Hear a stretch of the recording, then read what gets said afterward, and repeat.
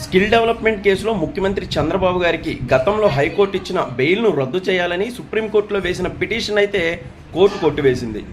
గత వైసీపీ ప్రభుత్వంలో skill development కేసులో చంద్రబాబు నాయుడు గారు 56 రోజుల పాటు రాజమండ్రి జైల్లో ఉన్న విషయం అయితే తెలిసిందే. ఇది కీలకమైన అంశం. సుమారుగా 300 కోట్ల రూపాయలు మిస్యూజ్ అయినాయని అయితే అప్పట్లో వైసీపీ ప్రభుత్వం చంద్రబాబు గారి మీద కేసు వేసింది. దీనిపై హైకోర్టు అప్పట్లో ఆయన ఆరోగ్య కారణాల రీత్యా బెయిల్ ఇచ్చింది 56 రోజుల తర్వాత.